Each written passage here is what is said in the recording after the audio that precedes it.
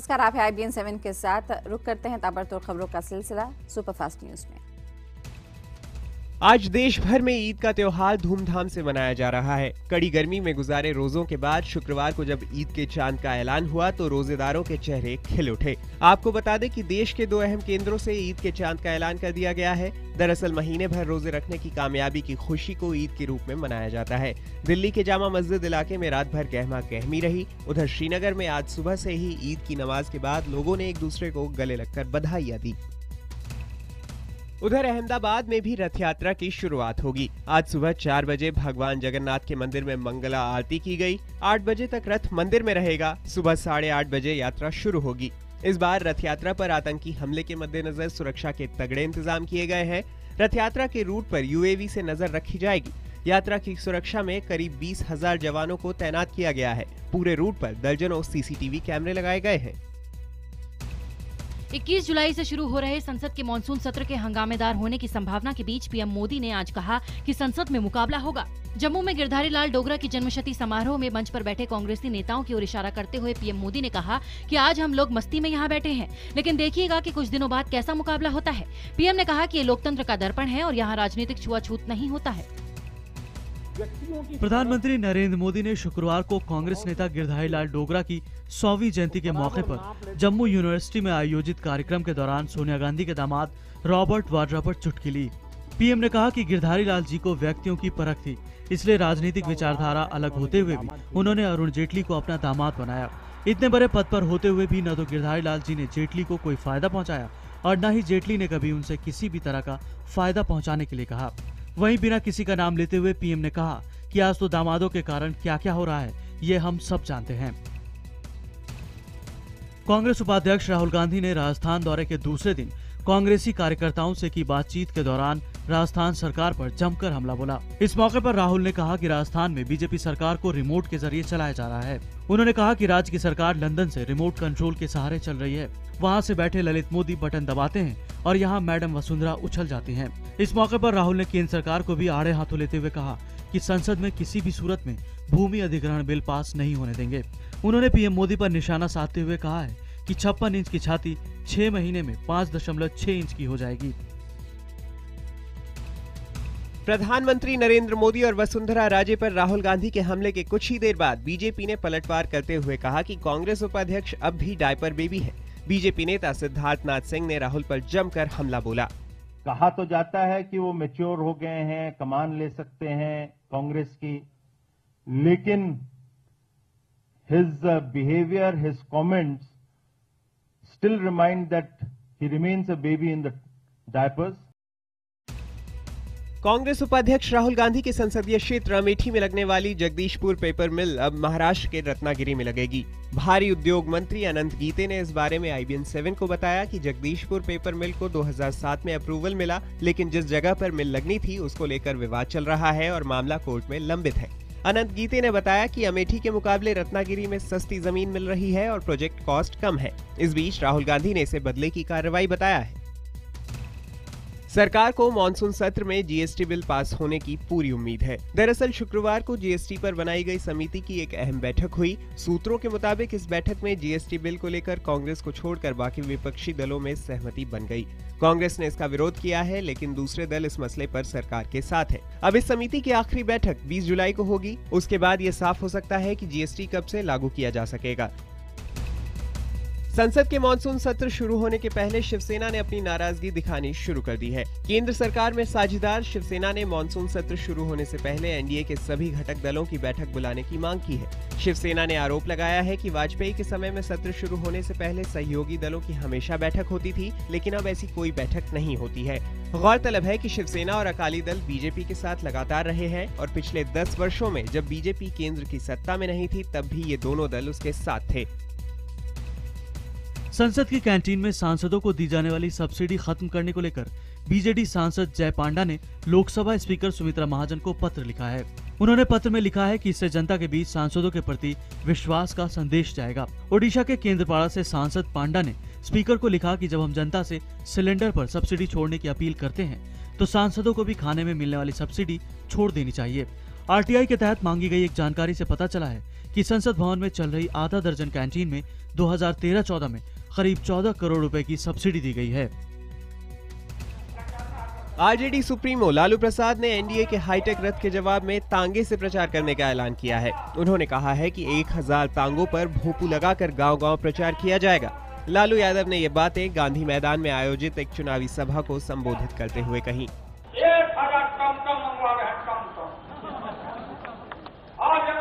से प्रचार हमारा निकल गया। 1000 टन को हरा झंडा देके, अलाउड स्पीकर बांध के, कम वाला के 500 रुपया रोज दे के, अन्यता को बैठा के, ये पक्का 4 लेन में नहीं घुमाना है, कांटा लेन में घुमाना है। मध्य प्रदेश के व्यापम घोटाले में सीबीआई ने 3 और एफआईआर दर्ज की है। इन एफआईआर में डॉक्टरी की पढ़ाई कर रही नम्रता डामोर मौत का मामला भी शामिल है, जिसके बाद अब इस मामले में 8 एफआईआर दर्ज हो चुकी हैं।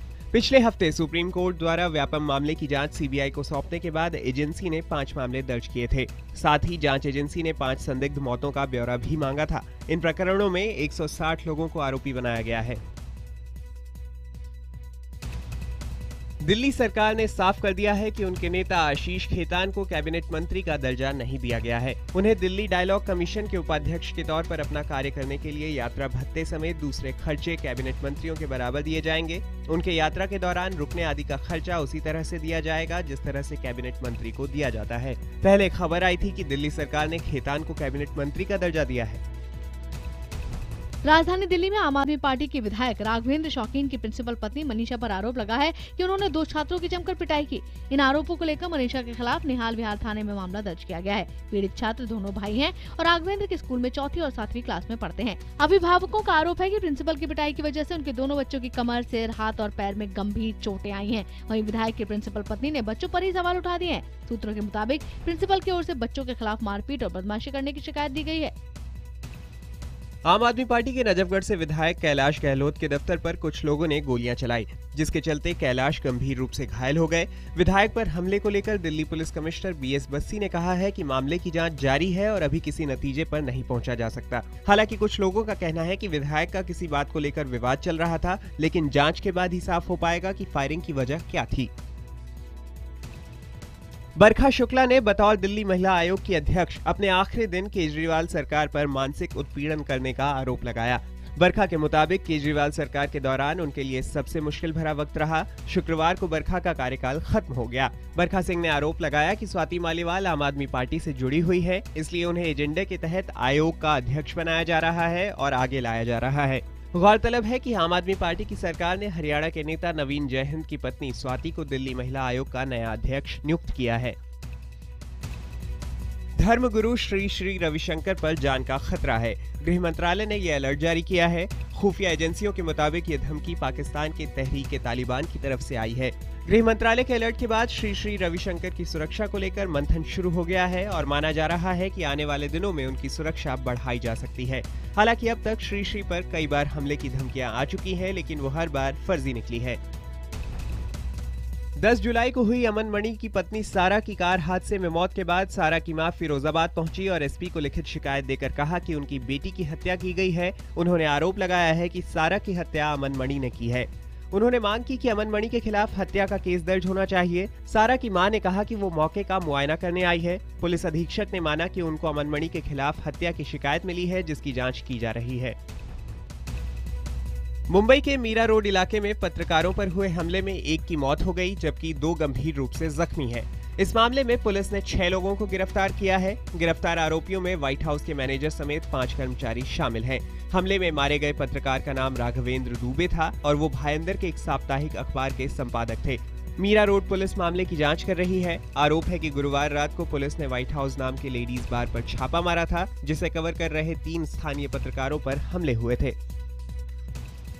राजधानी दिल्ली के आनंद पर्वत इलाके में एक लड़की की हत्या के आरोप में 2 भाइयों को गिरफ्तार किया गया है। वहीं पुलिस ने आरोपियों की मां को भी हिरासत में लिया है। आरोप है कि गुरुवार रात करीब 10 बजे लड़की सामान लेने दुकान गई थी। उसी वक्त दोनों भाइयों ने उस पर चाकुओं से हमला कर दिया। लड़की बचने के लिए घर में घुसी तो इन दोनों भाइयों ने वहां से भी लड़की को घर से बाहर घसीट लिया और चाकू से कई वार कर दिए। बताया जा रहा है कि 2 साल पहले इस लड़के के साथ इनमें से एक भाई ने छेड़छाड़ की थी, जिसकी शिकायत पुलिस से की गई थी।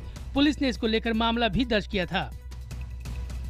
मुंबई से सटे नाला सुपारा में 13 साल के एक बच्चे की हत्या के आरोप में पुलिस ने उसी के स्कूल में पढ़ने वाले 2 बच्चों को पकड़ा है। ये दोनों बच्चे 6ठी और 7वीं में पढ़ते हैं। पुलिस के मुताबिक दोनों आरोपियों को बच्चे ने मोबाइल चोरी करते वक्त देख लिया था। फिर अपनी चोरी की बात को छुपाने के लिए आरोपी बच्चों ने पीड़ित बच्चे की स्कूल में ही हत्या कर दी। बाद में उसी दिन आरोपी बच्चों ने पीड़ित के घर फोन कर कहा कि उनका बेटा किडनैप हो गया है। पुलिस किडनैपिंग के एंगल से जांच कर रही थी, तभी स्कूली बच्चों की पूछताछ में पुलिस को शक हुआ। फिर सख्ती से पूछताछ की गई तो पूरा सच सामने आ गया। मुंबई में 12 साल के बच्चे ने अपने स्कूल की बिल्डिंग से कूदकर खुदकुशी कर ली। दिल दहला देने वाली ये घटना स्कूल में लगे सीसीटीवी कैमरे में कैद हो गई। ये बच्चा 7वीं क्लास में पढ़ता था। बच्चे के पिता पुलिस अधिकारी हैं। पुलिस फिलहाल खुदकुशी की वजहों की जांच कर रही है। पुलिस स्कूल में पढ़ने वाले छात्रों के अलावा वहां सुरक्षा गार्डों से भी पूछताछ करेगी। पुलिस इस बात का भी पता लगाने में जुटी है कि छात्र का किसी से झगड़ा तो नहीं हुआ था। महाराष्ट्र के पुणे में नाबालिग छात्रों पर एक मासूम बच्चे का यौन शोषण का आरोप लगा है। पुणे के वारजे इलाके में दूसरी क्लास में पढ़ने वाला ये छात्र खेल रहा था, तब 5 लड़के फुसलाकर अपने साथ ले गए और उसका यौन शोषण किया। मामले में पुलिस ने 5 आरोपियों को गिरफ्तार किया है। इनमें से 3 आरोपी नाबालिग हैं। यौन शोषण मामले में फंसे डॉक्टर आर के पचौरी को साकेत कोर्ट से राहत मिली है। पचौरी की अर्जी पर सुनवाई करते हुए कोर्ट ने उन्हें टेरी के लोधी रोड और गुड़गांव दफ्तर को छोड़कर देश में टेरी के सभी दफ्तरों में जाने की इजाजत दे दी है। गौरतलब है कि मशहूर पर्यावरणविद पचौरी पर उनके ही दफ्तर में काम करने वाली एक लड़की ने यौन शोषण का आरोप लगाया था। उसके बाद से उनके दफ्तर जाने पर रोक लगा दी गई थी। श्रीनगर में एक बार फिर पाकिस्तानी झंडे फहराए गए। पाकिस्तानी झंडे के साथ ISIS के झंडे भी फहराए गए। इसके बाद प्रदर्शनकारियों और पुलिस के बीच झड़प भी हुई। ये झड़प शुक्रवार की नमाज के बाद हुई। गौरतलब है कि पिछले दिनों श्रीनगर के अलग अलग हिस्सों में कई बार पाकिस्तानी झंडे लहराए गए हैं। PDP के सत्ता में साझेदार BJP ने इस तरह की घटनाओं पर लगातार ऐतराज जताया है। बावजूद इसके पाकिस्तानी झंडा लहराने को रोका नहीं जा सका है। उत्तराखंड में भारी बारिश और भूस्खलन से दर्जनों रास्ते बंद हो गए और 100 से ज्यादा गांवों का संपर्क टूट गया। बारिश के चलते यमुनोत्री राष्ट्रीय राजमार्ग पर दर्जनों यात्री फंस गए।